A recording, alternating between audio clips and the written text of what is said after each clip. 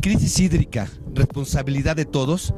Ese es el tema del conversatorio con el que iniciamos Barra Libre, un espacio informativo de análisis y entretenimiento que busca ser diferente, pero sobre todo útil para sus seguidores. Barra Libre es un espacio de comunicación que nos mantiene unidos y expectantes de los acontecimientos que más nos impactan, ocupan y que debemos conocer a fondo, con ayuda de los que sí saben y experimentan en primera fila las vicisitudes de nuestro entorno. Eso es Barra Libre, y desde la Presa Marín, en el Estado de México, mi nombre es Eulalio Victoria, y me acompaña en la conducción mi amiga periodista Gabriela Delgado. Gracias por estar aquí, iniciamos. Iniciamos.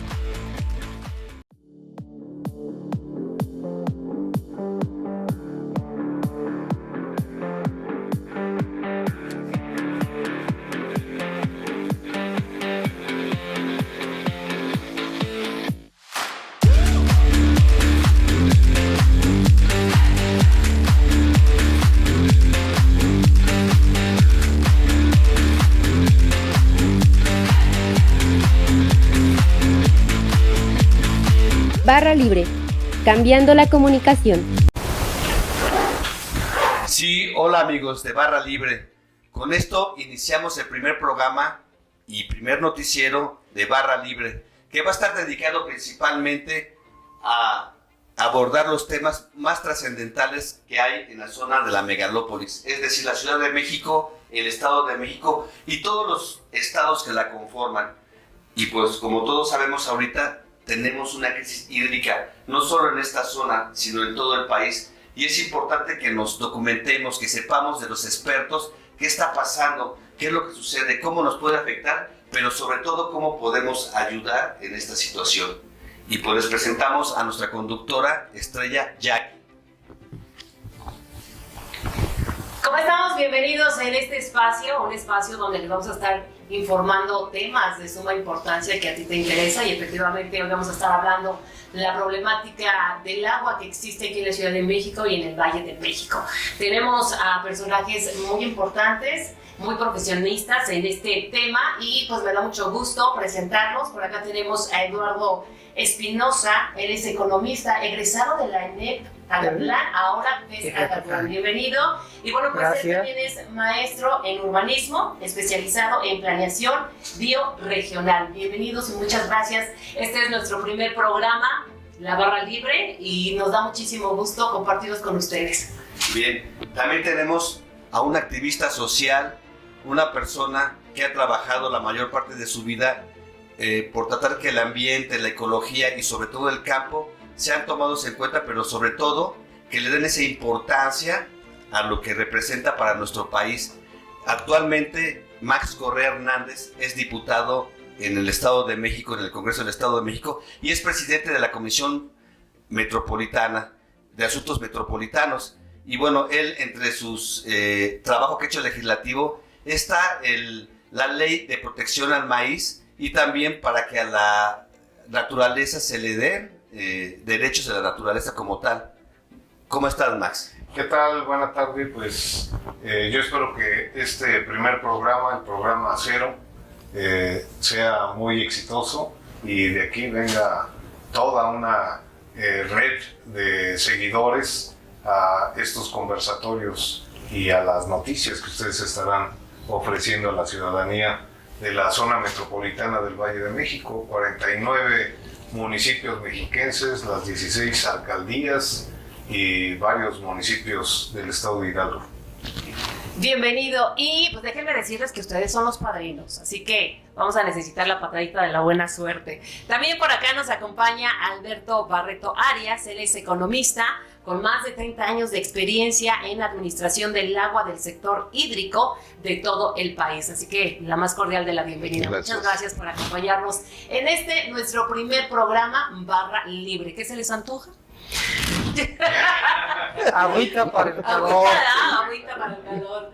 Para empezar, agua. Así.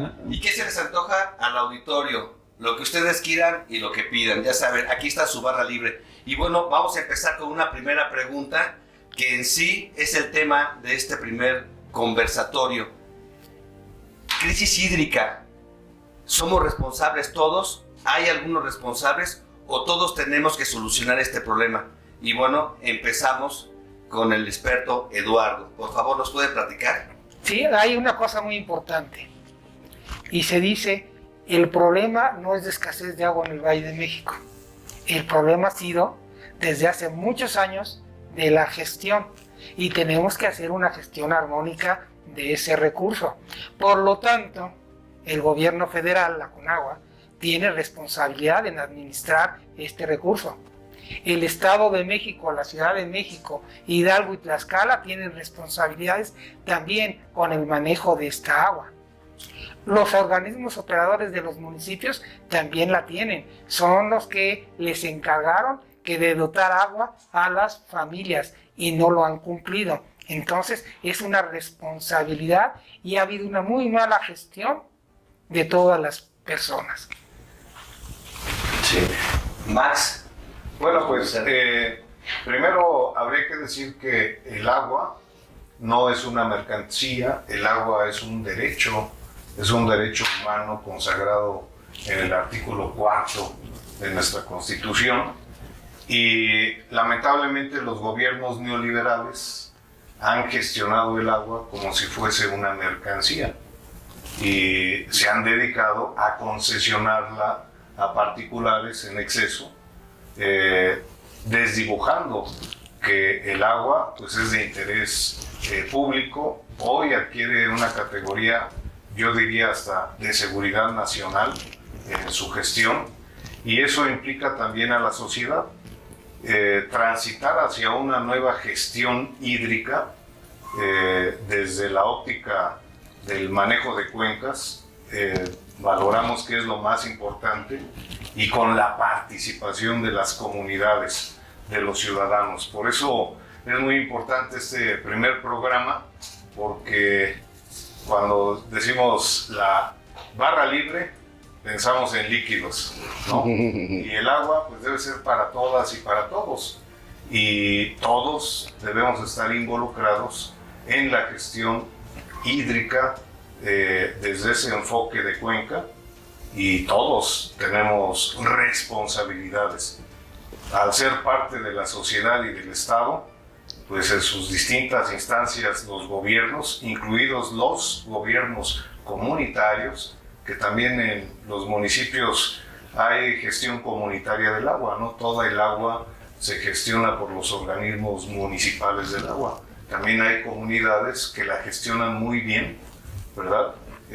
Está democratizada esa gestión. A veces también hay abusos y costumbres en las comunidades, y eso también hay que regularlo.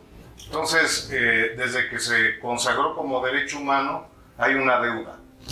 La deuda de reglamentar ese derecho humano al agua con una nueva ley, porque la que tenemos la puso Salinas con ese enfoque alineado al Tratado de Libre Comercio de mercantilizar el agua, de meter el agua de México al mercado.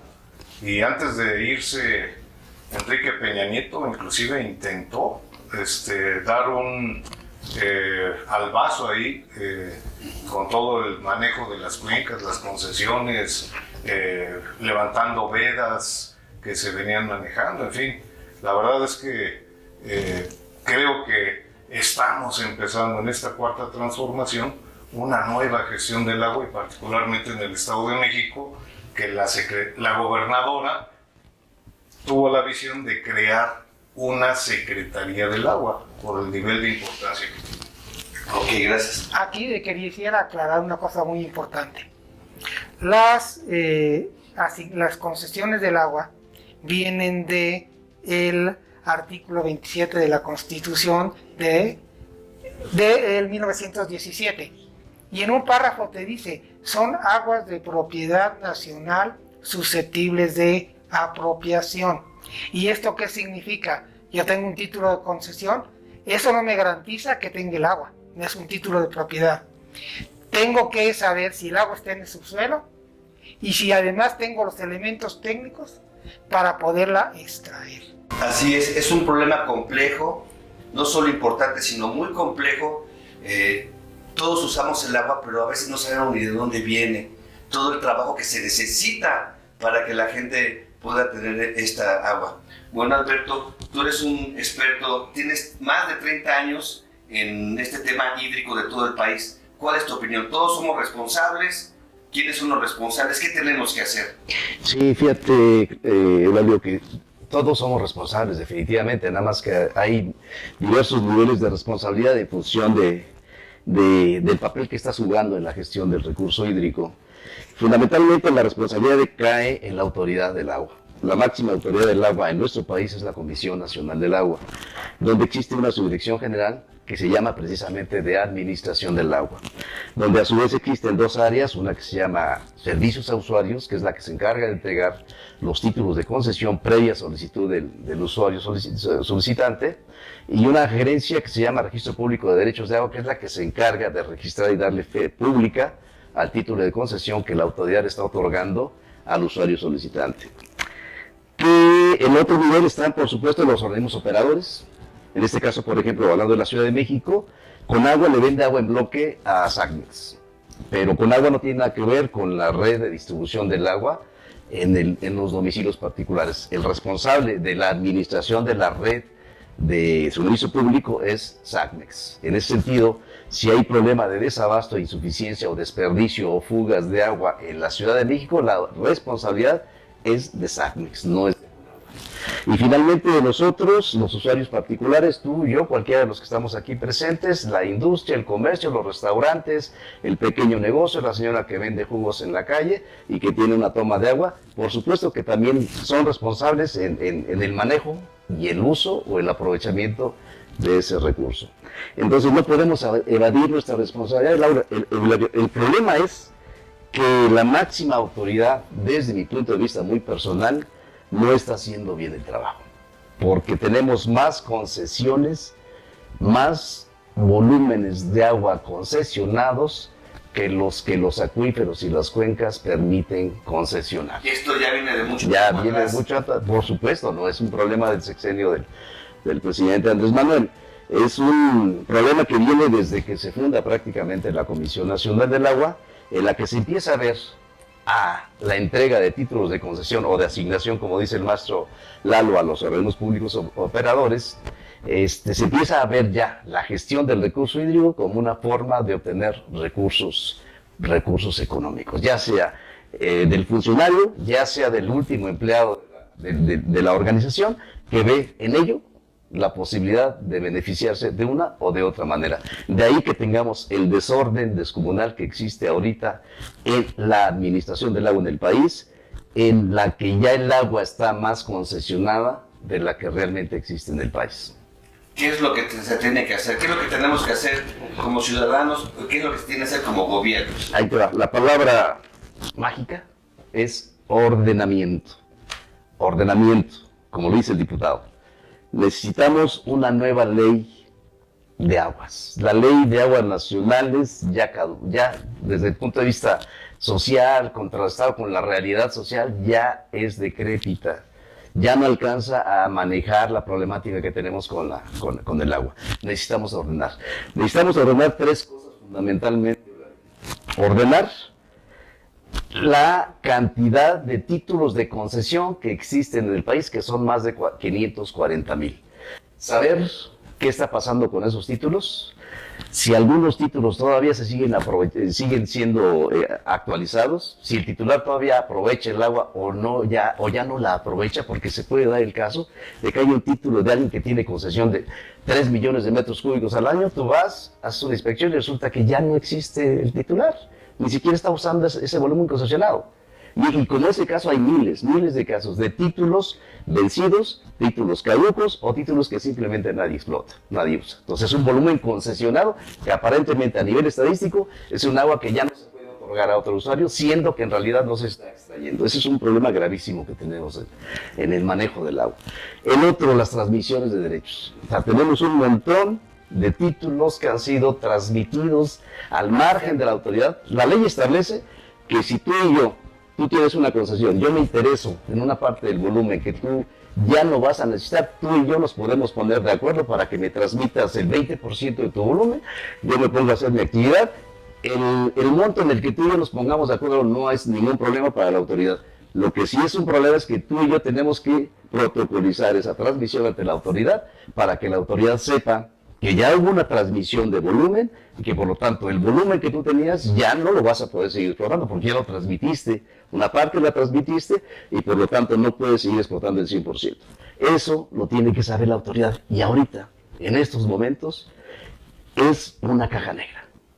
Casi nadie sabe cómo está comportándose el mercado del agua en el país. Pues grave, se escucha grave esto, porque no es una situación de una semana, sino de décadas. 30 años. De más de 30 años. 40 años más. Y sería difícil. ¿Qué opinan sobre esto, diputado Max Correa? Bueno, ha habido un desorden en la asignación de las concesiones. Y bueno, daba algunos ejemplos el licenciado Alberto, pero por ejemplo, nadie puede saber con precisión si a mí me concesionaron 100, si realmente estoy extrayendo 100 o estoy extrayendo 300 o 200, ¿verdad? Litros por segundo. No hay forma de medir. Entonces ahí pensamos nosotros que lo que hace falta es una contraloría social del agua, porque en las cuencas o microcuencas, en los lugares donde se demanda el agua, donde se usa el agua, donde hay usuarios del agua, de cualquiera de estos que ya decía en la prelación que dice la ley, usuarios de uso doméstico, usuarios de uso agropecuario, necesidades de agua para los ecosistemas, industrias, ¿verdad? El uso urbano del agua. O sea, se requiere que esos actores, que esos usuarios converjan en un espacio de gestión del agua, ¿verdad? Con la autoridad, para que ahí se esté también haciendo la medición. Si lo que yo tengo asignado como una concesión de agua, X volumen de agua, está correspondiendo con lo que realmente estoy utilizando y extrayendo. Y también pues hay que ver que hay aguas superficiales, aguas subterráneas. Otra cosa que pensamos nosotros que se debe hacer es la reutilización del agua, ¿verdad? Es parte de la gestión del agua, de la nueva gestión del agua. Y respetar el ciclo del agua, porque nos estamos confrontando con una situación en ciertas regiones donde ahora con ciertas tecnologías se está eliminando o interrumpiendo el ciclo del agua, ¿verdad? Con cañones antigranizo, con vuelos de aeronaves. ¿Para qué? Para evitar la nubosidad a las empresas fotovoltaicas en ciertas regiones, ¿verdad? O para que los vehículos donde ciertas empresas automotrices tienen estacionado su parque que va a salir al mercado, pues no le llueva, no le caiga granizo, ¿verdad? Y entonces se requiere también legislar en esa materia.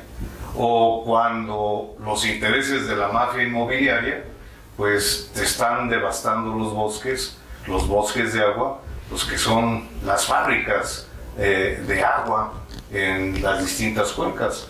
Entonces son varios aspectos en la gestión del agua que la sociedad debe tener espacios de participación, y una de ellas que proponemos es la Contraloría Social del Agua. Pues qué interesante, diputado Max, es algo que la gente y nuestros escuchas, la gente que está aquí con nosotros debe de saber, que sí es un problema muy complejo, que hemos dejado pasar muchas cosas, pero lo más importante es que tenemos que informarnos. Y la mejor manera de informarse es con gente que sabe, no aquel político que porque ahorita el tema del agua le puede redituar, hable. No, hay que estar con las personas que saben y que han trabajado en esa situación durante varios años, varias décadas.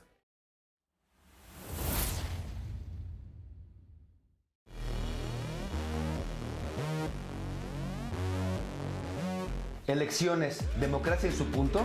El próximo 2 de junio, millones de personas tendremos la oportunidad de ejercer nuestro derecho a elegir a quienes tendrán la responsabilidad de gobernar y legislar las leyes de nuestro país los próximos años. Sin duda, este acontecimiento, donde participarán o podrán participar 100 millones de personas en edad de votar, moldeará la vida política y social de nuestro país durante la segunda, incluso la tercera década del siglo XXI. Solo el hecho de que una mujer será la próxima mandataria federal de todas y todos los mexicanos rompe, pero al mismo tiempo construye paradigmas para una sociedad en donde aún lo viejo no termina de morir y lo nuevo no acaba de nacer. Por ello, echemos un vistazo al trabajo periodístico y numeralia de nuestro compañero Armando Todo. Vamos con él. El Estado de México está integrado por 125 municipios distribuidos en 45 distritos electorales. El municipio con el mayor número de personas inscritas, tanto en el padrón electoral como en la lista nominal, es Ecatepec de Morelos, con 1.273.619 y 1.272.672 respectivamente. Le siguen Nezahualcóyotl con 868.470 personas inscritas en la lista nominal y Toluca con 702.493. El Estado de México es la entidad con el mayor número de personas inscritas en la lista nominal a nivel nacional hasta el 19 de mayo del 2023. Informó para Barra Libre Armando Gutiérrez. Para enfrentar el reto de las elecciones federales y locales, donde se renovará el Congreso local y las administraciones de 125 municipios, el Gobierno del Estado de México instaló la Mesa de Seguridad para el Proceso Electoral 2024, donde presentó el protocolo de seguridad y análisis de riesgo para candidatos y candidatas que participan en la contienda electoral del 2024. En representación de la gobernadora Delfina Gómez Álvarez, el secretario general de Gobierno, Horacio Duarte Olivares, afirmó que existe la voluntad para encontrar de manera conjunta con todos los partidos los mecanismos disponibles de gobernabilidad y seguridad para que las elecciones se lleven a cabo de forma pacífica y sea la ciudadanía la que elija libremente. Durante la primera mesa especial de seguridad para el proceso electoral, en la que participaron autoridades electorales de seguridad y representantes estatales de partidos políticos, dijo que el protocolo gira en torno a 5 medidas principales. 1. Analizar y levantar la carpeta de investigación. 2. Otorgar seguridad inmediata durante el proceso de investigación. 3. Canalizar posible víctima a la Comisión Estatal de Víctimas. 4. Dar seguimiento al caso y determinar el protocolo a seguir. Y 5. Implementar la protección del solicitante. En la misma reunión se presentó el mapa de riesgos realizado a partir del análisis de los factores que por municipio podrían incidir en la seguridad de las personas que participen en el proceso electoral, el cual, junto con el protocolo de seguridad, se mantendrá en constante actualización.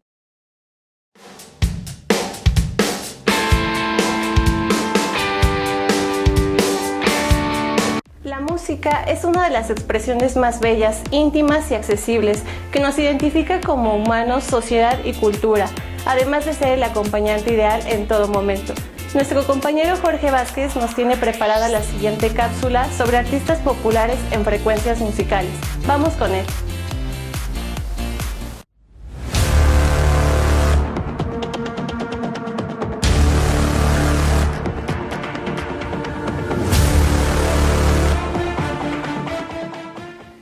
Hola, ¿cómo están? Mi nombre es Jorge Vázquez y les doy las gracias por acompañarnos en este espacio musical llamado Frecuencias Musicales. Aquí podremos conocer un poco de quienes hacen los mejores éxitos a nivel nacional e internacional y, por qué no decirlo, a nivel mundial. El día de hoy hablaremos de un gran cantante, ya lo conoces, Karim León, cuyo nombre real es Óscar Armando Díaz. Es un cantante, guitarrista y compositor mexicano de música regional mexicana. Nació el 26 de julio de 1989 en Hermosillo, Sonora. Karim León comenzó a tocar la guitarra durante la escuela secundaria y dio sus primeros pasos como músico profesional por ahí del año 2005. El amor de tu vida, lanzada en agosto de 2020, obtuvo más de 1 millón de vistas en YouTube en sus primeras 48 horas. La primera cita es una de sus canciones destacadas. Esta emotiva canción narra la historia de una pareja que se enamoró rápidamente y apasionadamente. Describe la emoción y la intensidad de su primer encuentro, donde intercambiaron sonrisas y compartieron un momento de intimidad creyendo que estaban destinados a estar juntos. Y ahora vamos a hablar de Guillo Sarante, quien creció en Bani y es el séptimo de 9 hermanos, 5 de los cuales también son músicos y sus padres son el señor Ángel Sarante y María Perdomo. Desde temprana edad, Guillo Sarante se sumergió en el mundo de la música, participó en diferentes orquestas en la República Dominicana y por ahí del año de 1999 debutó como cantante y realizó presentaciones en la zona turística de Bávaro en su país natal. Más tarde, se unió a la orquesta Oro Duro, dirigida por uno de sus hermanos músicos. Guillo Sarante se destaca en el género de la salsa y entre su trayectoria y éxito, por ahí del año 2010, Guillo Sarante se aventuró como cantante solista, presentando una propuesta fresca y acorde a los nuevos tiempos. Belanova, el nombre de la banda surgió por recomendación de un amigo quien sugirió que Bela Funk podría ser el nombre. Sin embargo, la banda decidió usar solo la primera mitad de esa sugerencia, Bella, que significa bello en italiano. Luego adoptaron la palabra nova, que hace alusión a una supernova. Es el momento en el que una estrella brilla con más intensidad debido a su muerte. Así nació Belanova, que significa literalmente bella estrella. Belanova fue elegida para promover los Juegos Panamericanos de 2011 y representó a América en los Juegos Olímpicos de verano de 2012 en Londres, con la canción promocional Siente el Movimiento. Pues quiero decirles que con su estilo único y su éxito internacional, Belanova ha dejado una gran huella significativa en la música pop mexicana.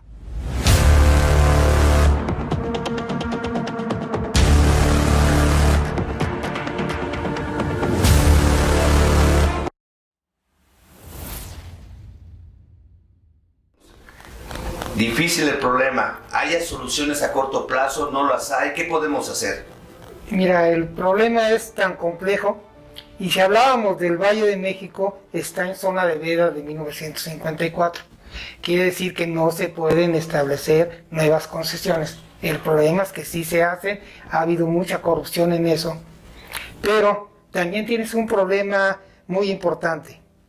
El cálculo de la sobreexplotación del acuífero está hecho en información técnica del Registro Público de Derechos del Agua, en información administrativa, no información técnica.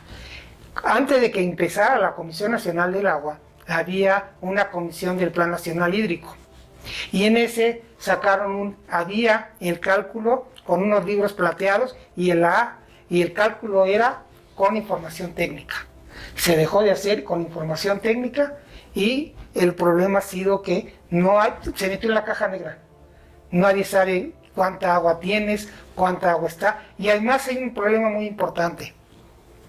En la Comisión Nacional del Agua, el Registro Público de Derechos del Agua, tienen una clasificación de los usos, que el agrícola, que el industrial, que el comercial, y al final manda uno de otros, lo cual no cuadra con la información del registro de los que están pagando, porque el registro de los que están pagando, tenemos la información, se hizo con respecto al Catálogo Mexicano de Actividades Productivas, y ahora es el CIAN o el CIPA del libre comercio. Entonces no cuadra la información de uno con la información del otro. No puedes tú checar qué está sucediendo, no puedes hacer la auditoría. Y además esa norma se tiene que modificar y se tiene que hacer, precisamente por eso es muy importante la Contraloría Interna. Y tienes ahorita, hablando de la nueva Ley General del Agua, tienes que compatibilizar el artículo 4 con el 27 y con lo que ha sucedido, porque si no lo haces así, y además tienes que compatibilizarlos porque muchas localidades gestionan su agua en forma muy adecuada. Conozco lo de Malinalco, que lo hacen a base de manantiales, tienen los zapantes y tienen los convenios entre las gentes y ellos gestionan su agua y no les falta a nadie. Y además, como decía Pedro Arrojo, el agua se tiene que gestionar por localidades. Y decía que en España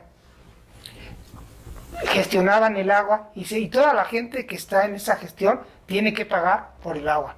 Y no pagan por el agua, pagan por el servicio que te prestan por traerla, porque es muy diferente el valor al precio del agua. Y dice, en España todo el mundo tiene que pagar el agua. Los podemos ayudar con fertilizantes, con otras cosas, con mano de obra, pero el agua la pagamos toda, porque además el agua es la vida y es el chip que tenemos que cambiar. Bien, un punto que quiero agregar, y como decía el diputado Max, efectivamente el agua es de carácter de seguridad nacional. Entonces, si no le damos y le otorgamos ese carácter a la Comisión Nacional del Agua, que es la instancia y es la máxima autoridad en el agua, y la seguimos tratando como hasta ahora se ha tratado, es mi punto de vista muy personal, en el sentido de que no están llegando las personas que deben de llegar a los puestos que deben de ser de la máxima autoridad y de la máxima responsabilidad. Aprovechando que se viene el cambio de gobierno, mi reflexión sería a que por primera vez se ponga a la cabeza de la Comisión Nacional del Agua y en las diferentes subdirecciones de la Comisión Nacional del Agua y por lo tanto las gerencias de la Comisión, que son los mandos superiores, a personas que independientemente de la confianza política que pudiera tener en ellos el presidente, sean verdaderos expertos y sean verdaderos responsables del grado de problemática que implica la responsabilidad que van a asumir. Porque no es posible que ahorita tengamos una dependencia tan importante como es la Comisión Nacional del Agua, más enfrascada en promover asuntos de ideología de género, más enfrascada en promover asuntos de feminismo, más enfrascada en promover asuntos de carácter sexual, de acoso, que enfrascada en capacitar técnicamente a los funcionarios y servidores públicos para que estos verdaderamente den soluciones a los diversos campesinos, profesionistas, industriales, que se los puedo decir aquí, constantemente están tomando las instalaciones en el edificio porque están reclamando ya de una vez por todas soluciones a su problemática. Es que es un problema bastante fuerte, creo que lo veíamos en alguna ocasión en Monterrey cuando se manifestaban porque no había agua. Este es un problema que ha acaparado toda la República Mexicana y especialmente la ciudad y aquí en el Valle de México. Yo quiero tocar un punto porque hablábamos de soluciones. Al parecer hay una solución, ya están haciendo pozos y sobre todo en el municipio de Zumpango. Esto para abastecer agua tanto en la Ciudad de México como parte de Ecatepec. Mucha gente entra en pánico. ¿Por qué entramos en pánico? Porque este problema del agua se ha intensificado cada día y efectivamente no encontramos soluciones, no vemos soluciones. Si a lo mejor yo tenía agua todos los días, a lo mejor ya nada más tengo 2 días, entonces esto ya es preocupante y ya es un chorrito nada más. ¿Qué pasa con esta realización que están haciendo en Zumpango, específicamente de pozos para empezar a llevar agua a la Ciudad de México y a Ecatepec? ¿No? Hay una cosa muy importante que también va a compartir conmigo Barreto. Tenemos que hablar de las fuentes de abastecimiento del Valle de México. Son 3 fuentes principales de abastecimiento. Las que son las externas, que es el Cutzamala, el Lerma, la potabilizadora Marín, y hay una que no conocen que se llama el PAI, Plan de Acción Inmediata, que son pozos que administra la Conagua y que le entregue el agua en bloque, así se llama, a los organismos operadores o a la cadena. Hay unos ramales allá en Zumpango y el problema es que la gente está asustada porque no conoce cómo está la problemática. El lago de Zumpango básicamente se abastece de aguas superficiales, que son del río Tlanepantla y del río de Tepozotlán, que hay 2 presas, la presa Guadalupe y la presa La Concepción, que regularmente la Concepción es para riego agrícola. Y El problema que no está lloviendo en la zona boscosa, el agua subterránea, el superficial no llega. Pero además tenemos una foto del río Tlanepantla, que el agua viene bastante limpia, pero se conforma, al llegar al pueblo de Chiluca, donde bajan las descargas de Atizapán, del arroyo del Bosque Diamante, del arroyo de la zona Esmeralda, ahí se contamina completamente.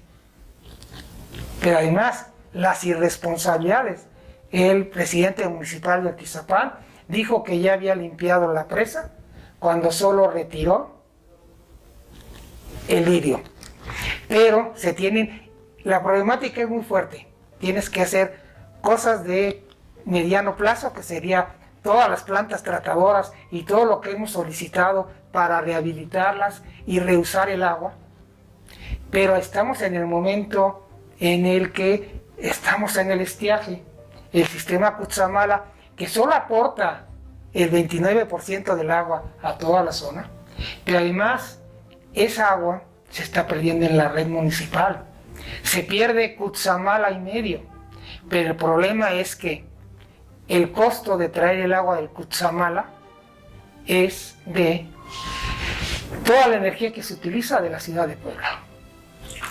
Pues fuerte. ¿Y cuál es tu opinión más respecto a esto? Pues en esa lógica de cambiar la gestión del agua para la zona metropolitana del Valle de México y la zona metropolitana del Valle de Toluca y de Santiago Temisstenco, lo que pienso yo es que ha habido un absurdo, porque de aquella cuenca del Valle de Toluca trasvasamos agua para el Valle de México.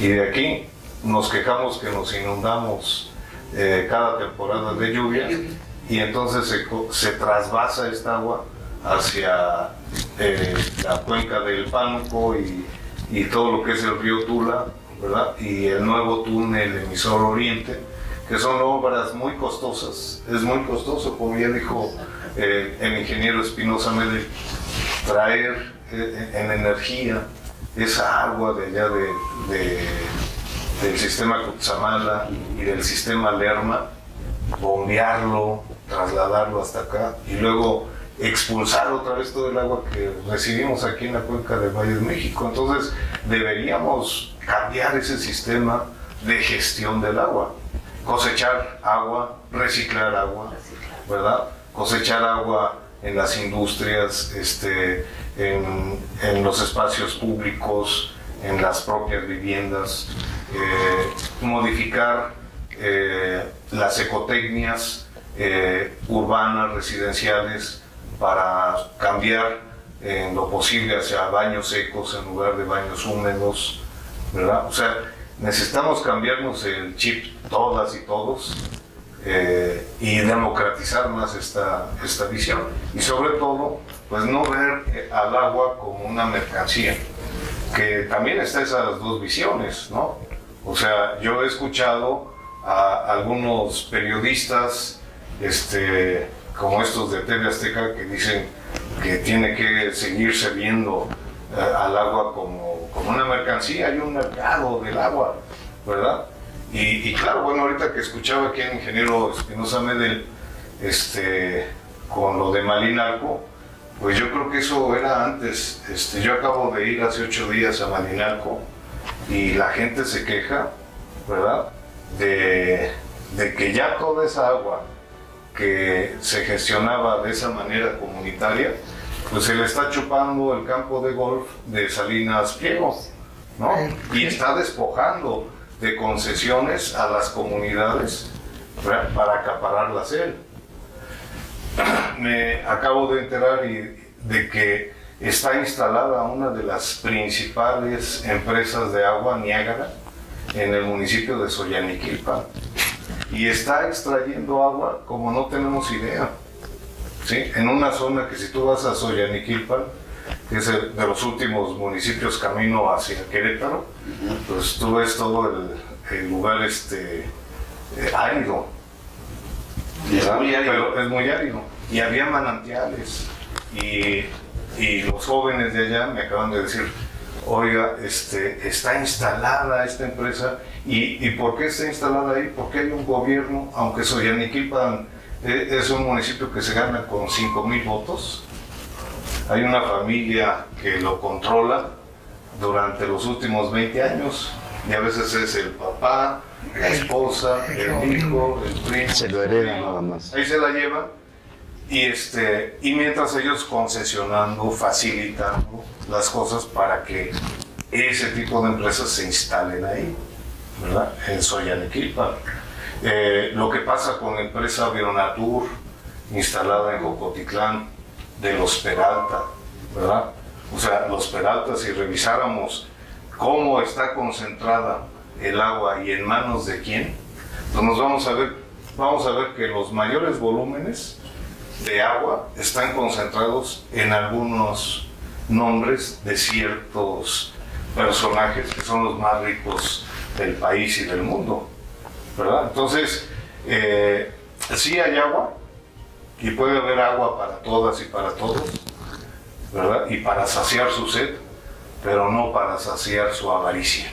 O sea, ellos siguen, y más en estos tiempos de escasez, pues es cuando más tratan de apropiarse del agua.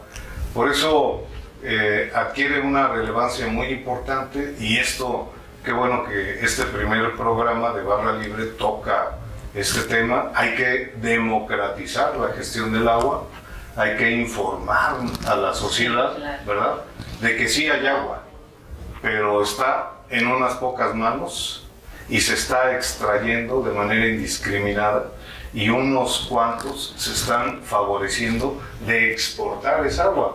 Porque, por ejemplo, las empresas exportadoras de berries, de fresas, de jitomate, o sea, todo lo que es los campos de cultivo que absorben mano de obra migrante y que están en el noroeste, en Baja California, y que decimos, México es el campeón exportador de cerveza, de berries, ¿verdad?, de hortalizas. Todo eso que estamos exportando no es otra cosa más que agua. Cuando hablas de cerveza es agua, cuando hablas de berries es agua. Y esas empresas pues no les permitirían instalarse, por ejemplo, en California, porque tienen una escasez de agua para la subsistencia humana y para el propio desarrollo de sus empresas. Pero bienvenido aquí, o sea, es lo que quieren, dar certeza a ese tipo de inversiones extractivistas. Entonces, hay que modificarse el modelo extractivista, y particularmente el modelo extractivista del agua. Antes de llegar aquí estaba en la Colma, y bueno, los campesinos de ahí dicen, bueno, pues no tenemos agua, pero sí vemos que determinados personajes sí tienen agua, y a nosotros nos persigue la Comisión del Agua, o nos impide utilizar el agua y instalar nuestros pozos, la CFE, porque no tenemos la concesión. Entonces, pues todo ha estado diseñado para el despojo del agua y para el saqueo del agua y para la concentración del agua y lo que esto representa en unas pocas manos de personas muy influyentes. Estamos hablando de que el huachicoleo no solo se da con los que tienen empresas de pipas o delincuentes, sino estamos hablando que el huachicoleo se da en los más altos niveles, porque realmente, pues como antes decían, es el oro líquido, el agua. Es el oro verde, el oro azul. Mira, Braulio, te voy a dar un dato duro para que veas de qué dimensión estamos hablando del problema. Y una premisa económica, un axioma económico. Cuando un producto es escaso, cuando un bien es escaso, como en este caso el agua, se pueden enfrentar muchos conflictos de carácter social por la posesión o el disfrute de ese bien. Estamos a punto, en México, de empezar a ver ya ese tipo de disputas, ya no solo a nivel de usuarios industriales y comerciales o a nivel de campesinos con propietarios de campos de golf, a nivel de persona contra persona.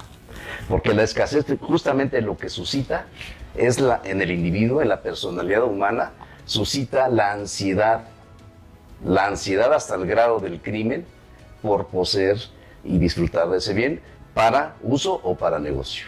¿Sí? Ahorita estamos abriéndole la puerta a esa situación en la Ciudad de México, hablando aquí en concreto. ¿Qué es lo que está pasando con la Autoridad del Agua? Mi tema es la Autoridad del Agua, porque es la cabeza que tiene que estar dándole respuestas a esta problemática. En el 2015, la Comisión Nacional del Agua disponía de un cuerpo de inspectores de hasta 315 inspectores a nivel nacional. Inspectores que están encargados de ir y hacerte una visita de inspección. Si tú, usuario, Cervecería Moctezuma, lo que sea, tienes una concesión por 4 millones de metros cúbicos anuales, ¿realmente estás extrayendo ese volumen o estás extrayendo de más? El uso que tienes concesionado es industrial, o es de comercial, o es agrícola. Ok, no. Se empieza a revisar las características del título y si coinciden tus condiciones de uso con las condiciones del título, no tienes problema con la ley. Palomita. Eso generalmente nunca sucede. Cuando revisamos ya el uso real que tiene el agua a nivel nacional en todos los tipos de aprovechamientos, siempre hay violaciones a la ley. ¿Cuál es el problema gravísimo que está enfrentando ahorita la Autoridad del Agua? Que el cuerpo de inspectores está reducido a 100 personas a nivel nacional. Pues el nivel de expertise, como señalaba Lalo, se está perdiendo, si es que no ya se perdió, en la Comisión Nacional del Agua, para manejar este problema, para manejar la inspección y la vigilancia y propiciar con la presencia de la autoridad de que todos hagamos un uso adecuado del recurso hídrico, porque todos tenemos la tentación y todos tenemos la necesidad de querer sacar un poquito más del agua que nos han concesionado. Y es un problema que enfrentamos muy fuerte en este momento. Pues, ¿qué hacer la ciudadanía para cuidar el agua? Porque, pues a lo mejor yo en casa estamos, ¿qué hacer? ¿Qué debemos de hacer ustedes como expertos? ¿Qué recomiendan a todos los ciudadanos de la Ciudad de México, del Valle de México y a todo el mundo? Porque este problema del agua está bastante crítico. Ya no queremos entrar más en pánico de lo que estamos.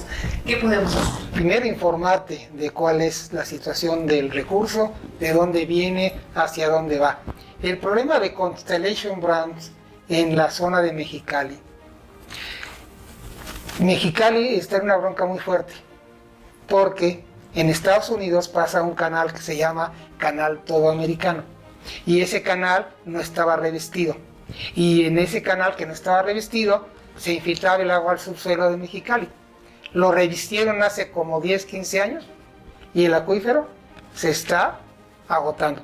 Entonces, ¿cómo pretenden que se instale una cervecera en ese otro lado? Porque tienes que analizar lo que se llama el cálculo que hemos hecho sobre la cantidad de agua que requiere cada uno de los usos. La huella hídrica. La huella hídrica y lo que era la exportación de agua, el agua virtual. Agua virtual. Bueno, hay temas también de las aguas transnacionales. Sí. Y esto que decía Espinosa Medel, del tratado de la gestión del agua que hay entre México y Estados Unidos del río Colorado. Entonces, por un lado, el río Colorado, las aguas que entran a México, y también del río Bravo, de las que entran a México y regresan también hacia Estados Unidos. Es algo muy interesante porque hay una Comisión Internacional de Límites, la CILA, con representación norteamericana y mexicana. Y resulta que antes de irse Calderón, ¿verdad?, modificó los términos mediante un acta, los términos del acuerdo y los volúmenes de agua del río Colorado. Y entonces ahí a veces los traidores presidentes como Calderón pues cedió agua concesionada a los ejidos del Valle de Mexicali después del sismo que hubo en un mes de abril del 11, me parece, antes de irse Calderón. Entonces, digo, es tan apasionante como también ver que la Comisión del Agua pues administra todo lo que son los caudales de los ríos. Y ahí también hay una serie de despojos, como no tienes idea, en los distritos, en las aguas o en los vasos de reguladores del agua, como el Palitos Blanco 1, 2 y 3 en Tamaulipas, ¿verdad? Donde hasta ciertos personajes medios incómodos, que no quiero mencionar, tienen ahí concesiones de latifundios tremendos dedicados al cultivo del sorgo, pero que son tierras que concesiona de alguna manera la Comisión Nacional del Agua, o el saqueo que se hace de las gravas y las arenas en California hacia Estados Unidos, ¿verdad? Es otra de las cosas que están sucediendo, y todo eso con la complacencia, ¿verdad? Con la indiferencia de quien es el titular o quienes han sido los titulares de la Conagua en los últimos sexenios, incluido el de la Cuarta Transformación, hay que decirlo como es. Entonces han visto a la Conagua como un negocio y una forma.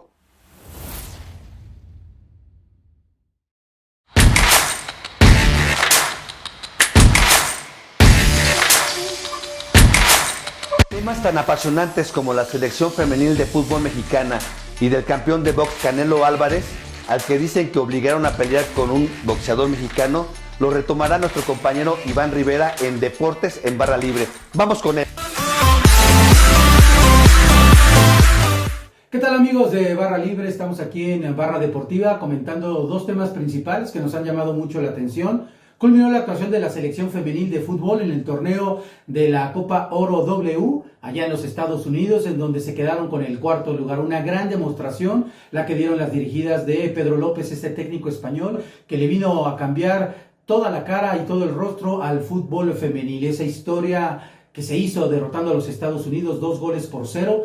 Segunda ocasión en toda la historia, la última vez había sido hace 13 años, una gran victoria, recordando a Itzel González, a Ovalle, a todo el resto de las chicas que dieron una gran participación, desafortunadamente con algo de polémica, pero perdieron en las semifinales ante la selección de Brasil 3-0, a la postre las brasileñas caerían ante Estados Unidos, precisamente que cayó con México en la gran final de este torneo, pero las bases quedaron ya sentadas para algo que viene más adelante. Lástima que no se pudo calificar a los Juegos Olímpicos de París 2024, porque estamos seguros de que se hubiera hecho una gran representación y, por qué no, con aspiraciones para una medalla. Tocando otro tema, Saúl El Canelo Álvarez ya se hizo oficial, próximo 4 de mayo en Las Vegas, ante otro mexicano, ante Jaime Munguía, un jovencito de 27 años con un récord de 43 victorias, va invicto. El Canelo, hay que recordar, no está invicto, pero tiene 60 triunfos en su haber profesional. Un buen combate, va a estar en disputa el campeonato absoluto de los supermedios, es decir, los 4 principales organismos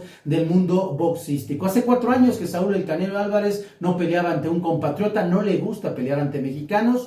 La última vez también que se había enfrentado, o de las últimas, fue con el hijo de Julio César Chávez en el 2017, y la incógnita, la duda es la de Benavides, David Benavides, este México norteamericano, que ya fue campeón mundial precisamente en la misma división y que pide a gritos un enfrentamiento ante Saúl, y los expertos y el público también quieren este confrontamiento porque dicen, la calidad de Benavides taparía muchas bocas si es que Saúl derrota al México norteamericano, pero por lo pronto este combate que se esperaba para el mes de mayo precisamente, pues no se pudo por cuestiones de la promotoría, pero ahí está el combate de Saúl El Canelo Álvarez. Ojalá se pueda, si sale con la mano en alto, que no va a ser fácil ante el joven Munguía, pues ese famoso enfrentamiento ante Benavides quizá en el mes patrio, en el mes de septiembre, pero de ello tendremos que esperar. Dos temas muy importantes y muy interesantes, la selección femenil, que sigue levantando la mano, y Saúl El Canelo Álvarez, que tiene que dar otro golpe de autoridad para demostrar que es el mejor boxeador mexicano libra por libra. Hasta la próxima, amigos de Barra Libre.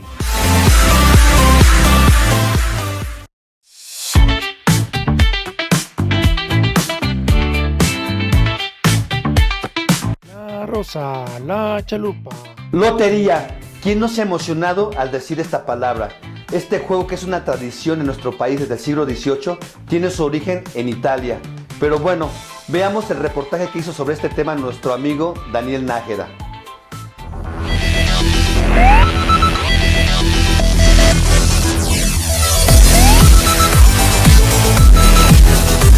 A ver lo de la lotería tradicional mexicana, esta lotería que la trajeron de Francia y fue Clemente Jacques. El juego de la lotería tiene una historia larguísima. Para hacernos una idea, hay registro de un juego bastante similar en China antes de Cristo. A partir de ahí, con muchas variaciones, la lotería ha dado gran entretenimiento en fiestas romanas genovesas cuando Génova era un estado independiente. Un tiempo en Francia, por supuesto en España y en México. Un dato curioso es el que cuentan acerca de los piratas que jugaban un juego similar, poniendo a la suerte el cortar o no las cabezas o miembros de sus prisioneros. Llega a México en la época colonial y la jugaba la gente de la alta sociedad, después ya en las ferias se volvió una costumbre. En México su historia empieza en la época colonial, donde la gente de alta sociedad era quien la jugaba, pero poco a poco fue permeando en todas las clases sociales, debido sobre todo a las ferias que iban de pueblo en pueblo, donde la gente se reunía a jugarla. Lo interesante de este juego, además del juego en sí mismo, es que se ha convertido en una especie de cronista de la tradición, ya que viendo a detalle sus ilustraciones, podemos conocer mucho de la cultura mexicana. La fiesta del Día de Muertos representada en la calavera, la chalupa, típica de Xochimilco, las peleas de gallos plasmadas en el gallo, por ejemplo, las podemos conocer o recordar a través de la lotería. También encontramos retratados personajes de la sociedad mexicana: la dama, el catrín, el valiente, el borracho, el soldado, el músico. Animales como el pájaro, el cotorro, el alacrán, la araña. Objetos cotidianos, el paraguas, la escalera, la botella, la bota. Alimentos, la pera, la sandía, el camarón, el melón, el pescado, el nopal. Instrumentos musicales, el violoncello, el bandolón, el tambor, el arpa. Partes del cuerpo como la mano, el corazón. Elementos de la naturaleza, el árbol, la luna, el sol, la estrella, la rosa, el pino. Todos ellos combinados con la sirena, el cupido e incluso la bandera. En sus inicios los cartones estaban pintados a mano en tablas o en hojalata y parecían inspirados en exvotos. Era un trabajo artesanal que cobró tal personalidad que posteriormente incluso artistas reconocidos han dejado su imprenta, creando su propia versión. Cada autor pone su toque artístico, aunque se conserva siempre su esencia. También ha sido tal influencia del popular juego que muchos artistas plásticos han encontrado en él una fuente de inspiración para su obra. En cuanto a la iconografía de la lotería, la más popular es la que trajo de Francia a México Clemente Jacques en el siglo XIX. Oye un gritón que al oír mencionando las cartas las relaciona con humor con algún refrán o dicho popular, por ejemplo: pica pica y no es de Chile, el alacrán, o mírala qué bonita, lástima por la colita, la sirena. En medio de un ambiente festivo, carta a carta, los jugadores colocan por lo general los tradicionales frijoles sobre la figura que se ha mencionado. Quien llene primero el cartón tiene que gritar lotería y gana el juego. El ganador se lleva un premio. Los premios varían muchísimo, ya que pueden ir desde dulces, juguetes, adornos hasta dinero.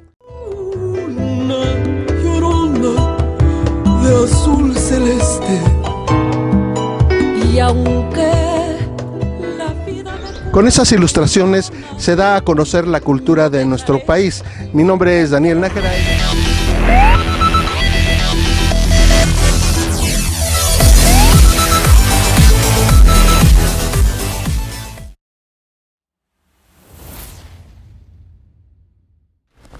Amigos de Barra Libre, están viendo, están escuchando la problemática hablada por expertos, verdaderos expertos que tienen más de 20, 30 años en estos temas.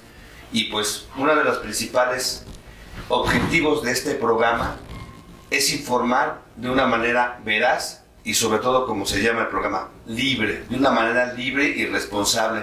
Y bueno, les prometemos que este tema lo vamos a seguir abordando porque es un tema muy importante, pues que es para todos nosotros, que nos atañe a todo mundo, no solo a las personas que vivimos en las ciudades o en una zona del país, sino en todo el país y en todo el mundo. Entonces nos responsabilizamos de seguir trayendo a expertos, a personas comprometidas con este tema para que ustedes puedan tener elementos para saber cómo opinar, para saber qué hacer y en un momento determinado tomar una posición respecto a cómo solucionar esta situación.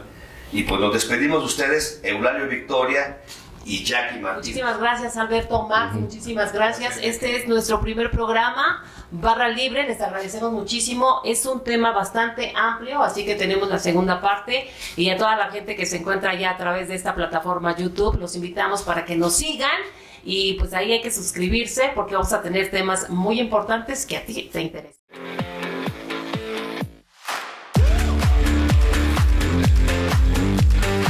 Barra Libre, cambiando la comunicación.